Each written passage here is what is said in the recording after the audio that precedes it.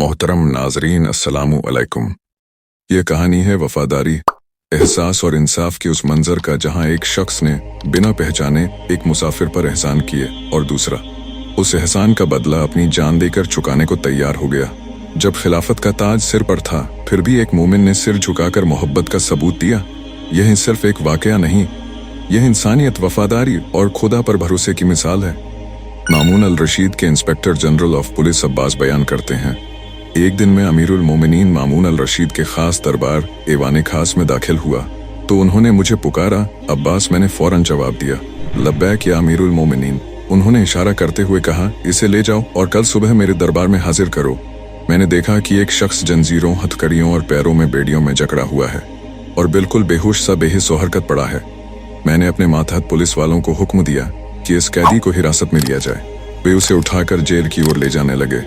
तभी मेरे दिल में एक ख्याल आया, जिस तरह अमीरुल मोमिनीन ने गजब और सख्ती के साथ इसे सुबह पेश करने का हुक्म दिया है, बेहतर होगा कि इसे मैं अपनी निगरानी में ही रखूं।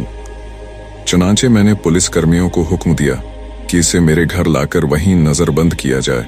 वे उसे मेरे घर लाकर बंद कर गए। रात के किसी पहर मैंने उस कैदी को बुलाया और सवाल किया, तू कौन है? तेरा नाम क्या है? तू कहाँ का रहने वाला है? तेरा जुर्म क्या है? कैदी ने जवाब दिया, मैं दमिश्क का रहने वाला हूँ। मैंने कहा, अल्लाह रब्बुल इज्जत दमिश्क और वहाँ के लोगों को सलामत रखे। तू किस कबीले से है? कौन से खानदान से ताल्लुक रखता है?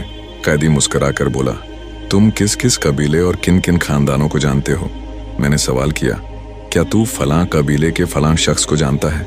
कैदी, जब तक आप मुझे इस आदमी से अपनी दिलचस्पी की वजह नहीं बताएंगे, तब तक मैं आपको उसके बारे में कुछ नहीं बताऊंगा। अब्बास, उस आदमी से मेरी दिलचस्पी की वजह सुनिए। मैं कभी दमिश्क के गवर्नर का एक अफसर था। वहाँ के लोगों ने गवर्नर के खिलाफ बगावत कर दी। मामला बहुत संगीन हो गया। तब गवर्नर दमिश्क एक पिंजरे में लटक कर किले से नीचे उतरा और अपने साथियों सहित भाग निकला। उन भागने वालों में मैं भी शामिल था। मुझे पकड़ने के लिए लोगों का एक झुंड मेरे पीछे दौड़ रहा था, मगर मैं बहुत तेज दौड़ रहा था और जल्द ही उनकी पकड़ से बाहर निकल गया और उनकी आंखों से ओझल हो गया। उसी दौरान मैं उस आदमी के घर के सामने से गुजरा। मैंने उससे इल्तिजा की, मेरी मदद कीजिए, अल्लाह आपकी मदद करेगा। उसने मुझे अपने महल जैसे मकान के अंदर आने का हुक्म दिया। जब मैं अंदर गया तो उसकी बीवी ने मुझे फौरन मकसूरा यानी मियाँ बीवी का खास कमरा में जाने का इशारा किया। तभी मुझे मकान के गेट पर लोगों का शोर सुनाई दिया। वे मालिक ए मकान से कह रहे थे, अल्लाह की कसम, वह आदमी तेरे ही घर में घुसा है। उसने जवाब दिया, तलाशी ले लो। फिर वे लोग अंदर घुस गए और मकसूरा के अलावा पूरे घर का चप्पा चप्पा छान मारा। फिर आपस में मशविरा करके कहने लगे, वो शायद मकसूरा में होगा। डर के मारे मेरी टांगे कांपने लगीं और दिल जोर जोर से धड़कने लगा। उस आदमी की बीवी जो मेरे पास खड़ी थी ने हिम्मत दिखाई और उन्हें बहुत सख्त बातें सुनाई, जिससे उन्हें अंदर जाने की हिम्मत न हुई और वे बाहर निकल गए। मुझ पर ऐसा खौफ और वहशत तारी हो गया था कि मेरी टांगों ने मेरा वजन उठाना छोड़ दिया। वो आदमी दरवाजे पर खड़ा हो गया और उसकी बीवी मुझे तसल्ली देने लगी, डरो नहीं, आराम से बैठ जाओ, अल्लाह ताला ने आपको उनके शर, बुराई से महफूज कर लिया है। आप अमन व सुकून से रहें। जिस पर मैंने उन्हें ढेरों दुआएं दी। उसके बाद वह अल्लाह का नेक बंदा मुझ पर लगातार मेहरबानी, करम और मोहब्बत की यादगार मोतियों की बारिश करता रहा, यहाँ तक कि उसने मेरे अंदर से परायापन और अकेलेपन का एहसास ही खत्म कर दिया। उसने मुझे अपने महल में एक अलग मकान दे दिया, जिंदगी की जरूरतें इतनी वाफर मात्रा में मुहैया कराईं और सुबह शाम मेरी इतनी खिदमत और खबरगिरी की कि मैं अपने तमाम गम और दुख भूल गया। चूंकि मैंने उसके यहाँ जिंदगी के बेहतरीन 4 महीने गुजारे थे, तो मैंने उससे इन लफ्जों में इजाजत मांगी, अब फितना दब गया है और शहर में फिर से अमन कायम हो गया है। अब मैं अपने गुलामों को तलाश करना चाहता हूँ। उसने मुझसे वापस लौटने का वादा लेकर इजाजत दे दी। मैं शहर गया लेकिन अपने गुलामों का कोई पता न लगा सका, तो वापस लौट आया। इस पूरी मुद्दत के दौरान इतनी बेपनाह खिदमत और मेहरबानी के बावजूद उस शख्स ने न मेरा नाम पूछा, न पता, न ओहदा। वो बस मुझे मेरी कुनियत से पुकारता रहा। एक दिन मैंने उससे बगदाद जाने की इजाजत मांगी तो उसने खुशी खुशी इजाजत देने से पहले मुझसे कहा कि मैं बगदाद जाने वाले काफिले का पता कर लूं और जिस रोज वो रवाना हो उस दिन मैं आपको विदा करूंगा। फिर मैंने उससे वादा किया कि इतने अरसे की नेकी, मेहरबानी और हमदर्दी की वजह से मैं तुमसे जिंदगी भर का एक अहद करता हूँ कि तुम्हारा ये एहसान कभी नहीं भूलूंगा और अपनी ताकत के मुताबिक इसका बेहतरीन सिला देने की कोशिश करूंगा।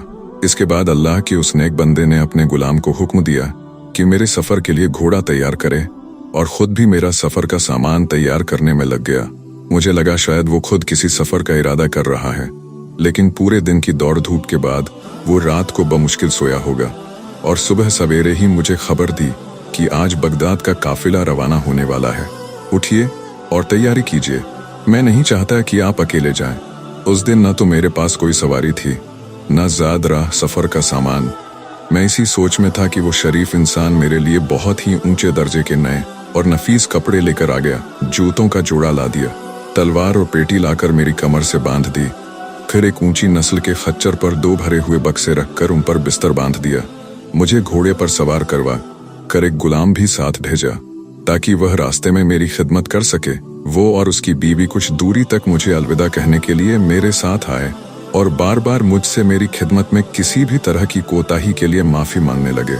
सच बताऊं तो उस वक्त मेरा दिल रोने लगा, आंखों से आंसू बहने लगे। मैंने नम आंखों से उन्हें वापस भेजा और कई दिनों का सफर तय करके बगदाद पहुंचा। लेकिन अमीर उल मोमिनीन की खिदमत में इतना मशगूल हो गया कि उस शख्स का पता पूछना भी मुमकिन न हो सका। मैं अब इसलिए पूछ रहा हूं कि शायद उस एहसान का बदला चुका सकूं। कैदी, अल्लाह रब्बुल इज्जत ने तुझे उस हुस्ने सुलूक का बदला चुकाने का सुनहरा मौका अता किया है। अब्बास, वो कैसे? कैदी, अल्लाह का वो नेक बंदा मैं ही था और मेरी मौजूदा हालत ने तुझे मुझे पहचानने में मुश्किल डाल दी। ये सुनकर अब्बास का दिल बेकाबू हो गया। वो दीवाने की तरह उठा और अपनी बेटियों समेत उस कैदी को गले से लगाकर उसके सर को चूमने लगा और रोते हुए पूछा, आप इस हाल तक कैसे पहुंचे? कैदी, दमिश्क में तुम्हारे दौर जैसा ही एक फितना खड़ा हुआ और उसका इल्जाम मुझ पर डाल दिया गया। मुझे गिरफ्तार करके इतना ज्यादा जुल्म किया गया कि मुझे जिंदगी की कोई उम्मीद न रही। फिर मुझे जंजीरों में जकड़ कर अमीर उल मोमिनीन के दरबार में पेश कर दिया गया। उनके नजदीक मेरा जुर्म इतना संगीन है कि वो लाजमी मुझे कत्ल करा देंगे। जिस हालत में मुझे गिरफ्तार किया गया, उसने मुझे वसीयत करने का भी मौका नहीं दिया। मेरे पीछे मेरा गुलाम आया है और वो बगदाद में मेरे जानने वालों के घर ठहरा हुआ है ताकि मेरे घर वालों तक मेरा हाल पहुंचा सके। अगर आप सच में मेरे उस पुराने एहसान का बदला चुकाना चाहते हैं तो कृपया उसे बुलवा दीजिए ताकि मैं मौत से पहले मैं उसे अपनी वसीयत कर सकूं। अगर आपने ऐसा कर दिया तो आपका वादा पूरा हो गया। अब्बास, अल्लाह खैर करेगा। इसके बाद अब्बास ने रातों रात लोहार को बुलवाया और उस कैदी के हाथ पांव से जंजीरें, तोक और बेड़ियां कटवा दी। फिर घर के तमाम लोगों की मदद से उसे अच्छे से गुस्ल करवाया और साफ सुथरे अच्छे कपड़े पहनाए। फिर उसने उस कैदी के गुलाम को बुलवाया। जब गुलाम घर में दाखिल हुआ तो दमिश्क का वह मालिक अपने गुलाम को देखकर फूट फूट कर रो पड़ा और उसे अपनी वसीयत कर दी। फिर अब्बास ने अपने नायब को बुलाया और हुक्म दिया कि कुछ हदिये लेकर आओ और एक घोड़ा तैयार करो ताकि इस कैदी को अंबार तक छोड़कर आ सके। कैदी, अब्बास, देखो, अमीरुल मोमिनीन खलीफा के पास मेरा जुर्म बहुत बड़ा है। अगर मैं भाग भी गया तो वे अपने लश्कर के जरिए मुझे पकड़ लेंगे और कत्ल करवा देंगे। अब्बास, तुम बस निजात पालो और मुझे मेरे काम की तदबीर सोचने दो। कैदी, वल्लाह मैं बगदाद से बाहर नहीं जाऊंगा और लगातार तुम्हारी खबर रखूंगा। अगर मामला संगीन हुआ तो मैं खुद हाजिर हो जाऊंगा। अब्बास, ठीक है, अगर तुम्हारा इरादा यही है तो बगदाद के फला मोहल्ले में ठहर जाना। अगर मैं सलामत रहा तो तुम्हें खबर दूंगा और अगर नहीं रहा तो मेरी मौत तुम्हारे एहसान का जवाब होगी। इसके बाद अब्बास ने अपने बारे में सोचना शुरू किया। उसे यकीन हो गया कि अब मौत यकीनी है। उसने तय किया कि कफन तैयार कर लिया जाए और गुस्ल करके हनूट लगा ली जाए। चूंकि फजर का वक्त करीब था, उसने गुस्ल किया, हनूट लगाया और कफन बांध लिया।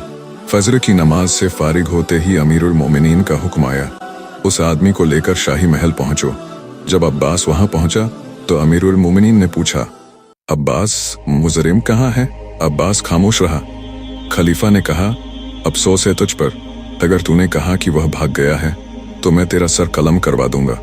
अब्बास बोला, नहीं अमीरुल मोमिनीन, वह हरगिज फरार नहीं हुआ, बल्कि आप बस थोड़ी देर के लिए मेरा इसका किस्सा सुन लीजिए, फिर जो जी में आए कर गुजरिए। इसके बाद इंस्पेक्टर जनरल अब्बास ने अपनी और उस शख्स की पूरी कहानी सुनाई और अर्ज किया, अगर आप मुझे माफ फरमा दें तो मैं समझता हूं कि मैंने अपने उस मोहसिन उपकार करने वाले के साथ वफादारी का हक अदा कर दिया है, और अगर आप मुझे इस बात की सजा में कत्ल करना चाहते हैं तो जान लीजिए कि मैं गुस्ल कर चुका हूँ, कफन मेरी बगल में है और हनूत भी इस्तेमाल कर चुका हूँ। मामून ने कहा, अल्लाह तुझे तेरे इस एहसान की कोई जजा न दे, क्योंकि तेरा एहसान उसके दर्जे को कहाँ पहुँच सकता है। तूने तो उसे पहचानने के बाद उस पर एहसान किया, लेकिन उसने तो तुझे बिना पहचाने तेरे साथ नेक सलूक किया। तूने मुझे पहले क्यों नहीं बताया? मैं खुद उसकी नेकदिली का बदला देता। अब्बास ने कहा, अमीरुल मोमिनीन, वो अभी राजधानी बगदाद में मौजूद है ताकि मेरे हालात से खबरदार रह सके। अगर मुझे अपनी जान का खतरा हो तो वो मेरी जगह पेश होकर अपनी गर्दन कटा सकता है। मामून ने कहा, यह उसका तुझ पर दूसरा एहसान है और वो पहले से भी बड़ा है। जा और उसे मेरे पास ले आ, ताकि जो एहसान उसने तुझ पर किया है उसका बदला मैं खुद दे सकूं। तब अब्बास उसके पास गया और उसे ये खुशखबरी सुनाई, अब तुम्हें डरने की कोई जरूरत नहीं है, अमीरुल मोमिनीन ने तुम्हें बुलाया है। पर शख्स बोला, अल्हम्दुलिल्लाह, शुक्र है उस जात का जिसके सिवा कोई परेशानियों और मुसीबतों को दूर नहीं कर सकता, वही तारीफ के लायक है। फिर वह सवारी करके अमीरुल मोमिनीन के दरबार में पेश हुआ। अमीर ने उसे अपने पास बैठाया, बड़ी मोहब्बत से बातचीत की और उसके साथ खाना खाया। फिर मामून ने उसे दमिश्क का गवर्नर बनाना चाहा, लेकिन उसने शुक्र अदा करते हुए यह पेशकश नामंजूर कर दी। फिर उसे बेहद आलीशान कपड़े, खिलते फाखिरा पहनाए गए और बड़े सम्मान के साथ विदा किया गया। इसके साथ ही हारून रशीद ने दमिश्क के गवर्नर को हुक्म दिया कि वह उस शख्स के साथ बेहतरीन सलूक करे